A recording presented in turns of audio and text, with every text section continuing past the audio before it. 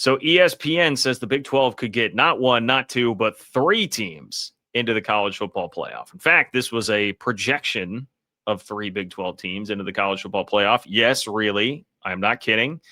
And it's a wilder combination of teams than you could ever imagine. Okay, I'm going to tell you that as well here. You guys know how much I've railed and raged against the machine from last year, what happened with BYU not getting legitimate at-large consideration.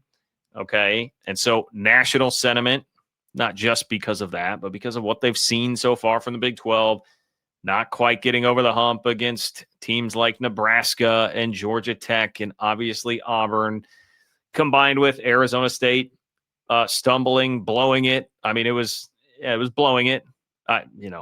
Listening this week, by the way, to Kenny Dillingham and his defensive coordinator talk about, oh, no, like that was basically the defensive call. That wasn't really a blown coverage. Like we just tried to dial up some pressure, go make a play and win the game, and happened to give up one-on-one coverage on a deep post and, a 60-yard bomb to lose the game.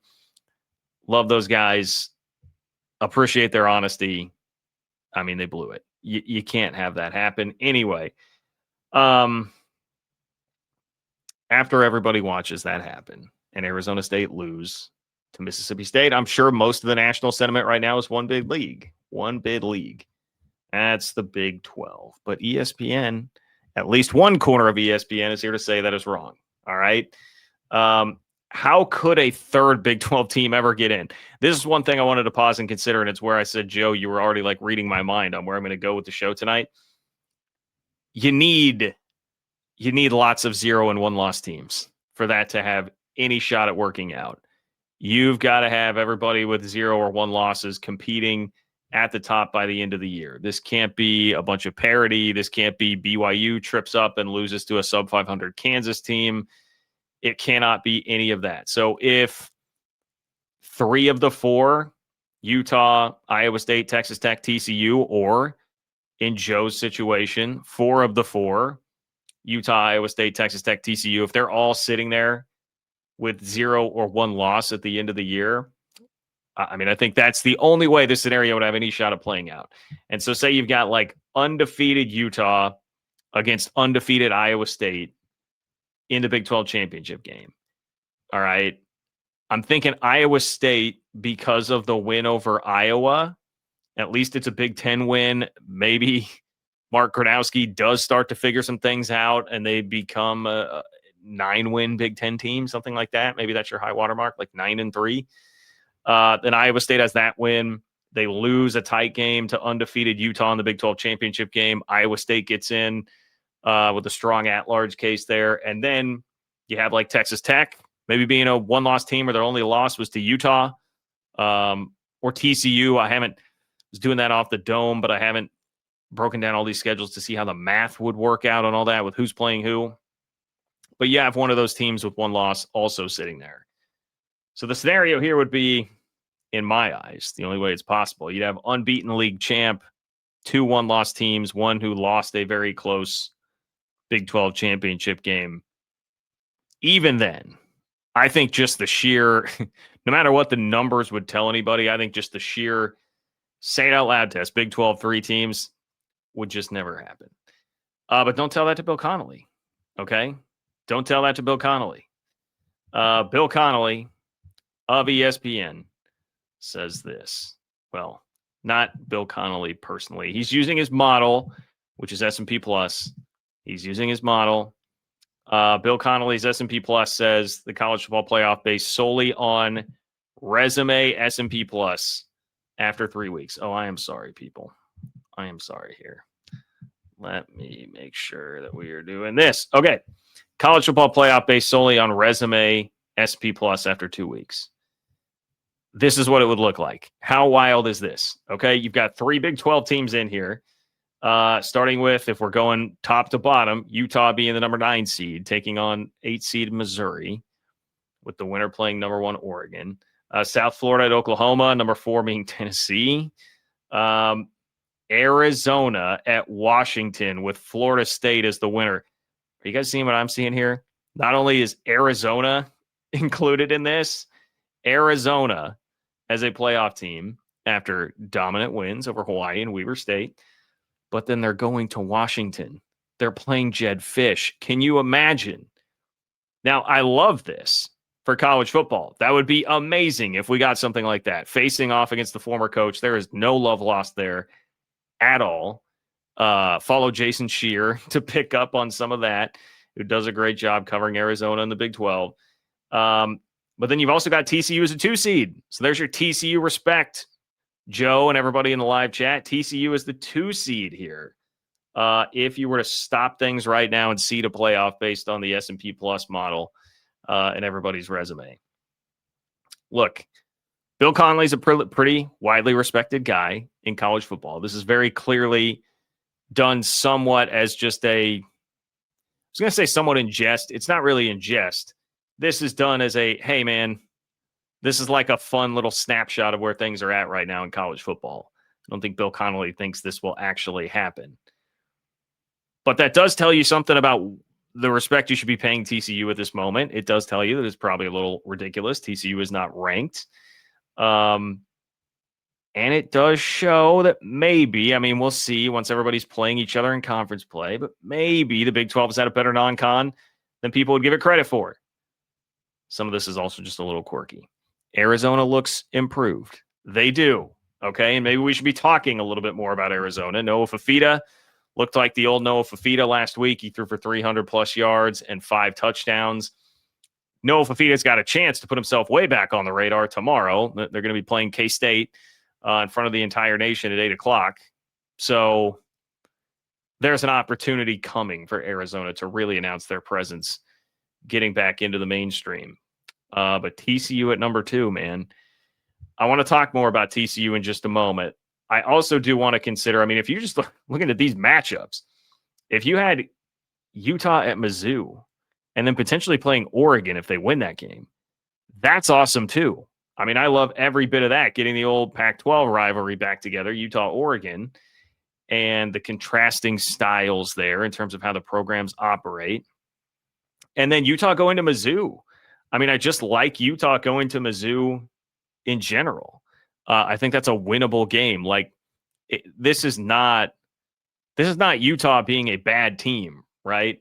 Or Mizzou being a bad team, rather. I think Mizzou's fine, but Mizzou is not. This is not like 2022 Georgia that you're having to go face. This is not Ohio State from last year. Like, you're not drawing a team that is clearly so loaded that you're going to have a really, really difficult time going out and beating them. So I would love if that matchup, and that is something of all this, that is something that could happen, at least seems in the realm of possibility. Utah at Mizzou as an 8-9 college football playoff matchup. That is something that seems actually realistic and plausible out of this entire thing. And that's something I would take right now. I'd say sign me up for that. Sign me up for that for the Big 12. So anyway, it's a lot of fun. Okay, thank you to Bill Connelly for that. It was a lot of fun to see that and debate that for right now. Why is TCU so slept on right now? I think they're the most underrated team in the country. And even I keep kind of forgetting about them, but here is a part of it. And this was pointed out earlier in the chat. They didn't play last week, right? So you get the big win on Monday night on Labor Day, completely crushed North Carolina. Good news cycle out of that, but then you're out of sight, out of mind in a big weekend for the Big 12 last week where there was just a ton happening. Really high profile games, very important results, whether positive or negative, and just were not a part of the conversation because of that.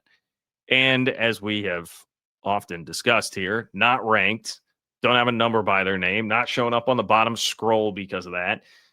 Just easier to fall out. And I mean, that North Carolina game, unfortunately, the prevailing narrative for most people was always going to be about Bill Belichick from that game. You got to find real college football heads, people who truly care about the game, to find anyone talking about what TCU actually did there. It was going to be, the distraction, Jordan Hudson, the Patriots, Bill Belichick's grudge with the Patriots. You're seeing that storyline. That's where everything immediately pivoted to, not so much TCU, but this is a Big 12 show. So we got to talk about TCU, man. The fact of the matter is they played a Power 4 team on the road and won by 5 touchdowns. They outgained their opponent 542 to 222. Outgained them by over 300 yards, had 5 times as many rushing yards, 5x on the rushing yards for TCU. The defense scored a touchdown, like complete win, complete effort. And the one real beef I would have if I were a TCU fan, and it's not like it needs to be a particular, hey, us against Utah beef, but Utah did, in essence, the exact same thing at UCLA against a team that I think is probably similar in caliber. And Utah has gotten a lot more run, it feels like, for that performance than TCU did for theirs. Right? Like that was 43-10. That was 43-10. So similar in score. 43-10, we're talking 33 versus, yeah, I mean, basically both teams beat their opponent by 5 touchdowns on the road. Power 4 opponent who may not be that good.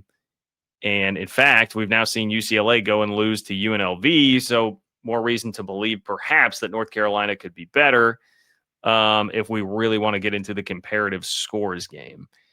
But they both did that. I just think the difference there is that people have a little bit more, it's like more trust in Utah, which is in some ways crazy because TCU just played for a national championship 3 seasons ago, but Utah had just built up so much consistency as a program and respect from that. TCU has been more up and down with higher highs, but much lower lows in the last decade.